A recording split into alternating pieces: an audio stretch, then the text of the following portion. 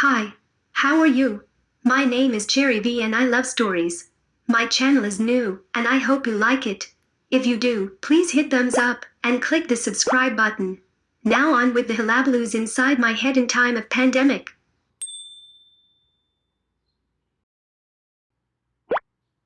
When you live in a country where corruption runs deep and citizens too proud, it's too hard for the economy to recuperate and for one to get back on his feet. People call the government a failure because of the rising cases every single day. The government, on the other hand, calls out citizens because they cannot follow simple safety precautions. This global outrage reduced labor supply on one end, and on the other, slowed the demand for products and services, which reduced workforce across all economic sectors and caused many jobs to be lost. Hence, some companies are on the brink of collapse or worse, already filed for bankruptcy. Everyone is anxious, everyone is frustrated, and everyone is hungry. Need I mention the donation that vanished into thin air? Medical societies are bleeding, infected, overworked, and in my country, underpaid, with no hazard pay at all. And the worst? We lost a friend, a family, an acquaintance, or the plural of them all. We could go on and complain, but at the end of the day, the pandemic is still here, looming over, prowling around, waiting and preparing to attack yet another host.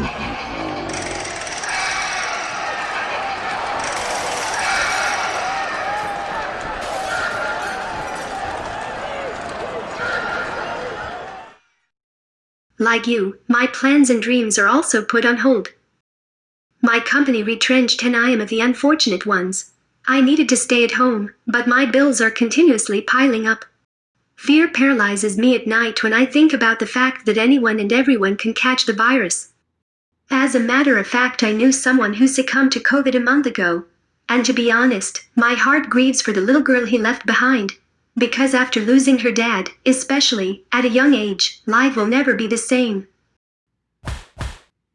We are braving the same storm, but we're stuck on different boats. While my heart aches for the vulnerable sectors, the bereaved ones, and those who caught the virus. While sometimes the government confuses me. While sometimes I can't help but think that they have no idea what they're doing. While I wish I could have more, and be more. So I could do more. But I'm just your typical Jane Doe still in the process of pulling herself together. While the frontliners, private companies, philanthropists, and the government are doing their best to combat the invisible enemy, there's another battle every single one of us faces. Anxiety. If only we have a magic pill that can immediately create a herd immunity. Or even a piece of infinity gem that we can snap our finger with to control over the past. But we don't. And we are not living in a cinematic universe. But this is not a story of hate. Because after every storm, there might be that shiny, shimmering, and splendid pot of gold at the end of the rainbow. Don't get me wrong. There were some days I wish they implemented lockdown as early as January. But humanity in my country prevailed. I know this may seem like I am boiling the ocean. But if the sky falls, we have the choice to catch the larks. As I said earlier, we have two invisible enemies today. The virus and our anxiety. The first we cannot control yet, but for the latter, we may somehow, somewhat, and in some ways, have a tiny chance to have control over. I'm no life guru, but in some ways I learned to embrace the suck when unimaginable things happen. And at times like this, I like to find beauty within chaos and control my reactions.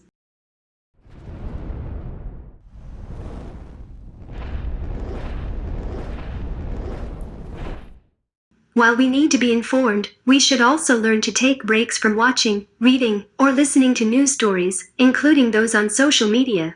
After all, hearing about the pandemic repeatedly can be upsetting.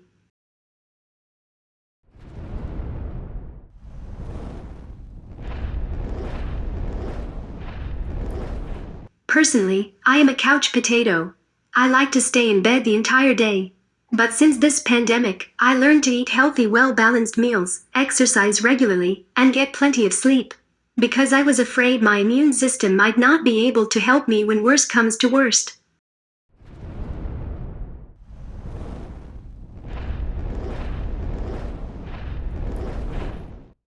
Listen to the voice inside your head. If it tells you to stop, then stop. Make time to unwind and remind yourself that strong feelings will fade. Try taking in deep breaths. Try to do activities you usually enjoy. Personally, I like reading or tuning into Netflix. And over the course of quarantine, I was able to finish at least 15 books.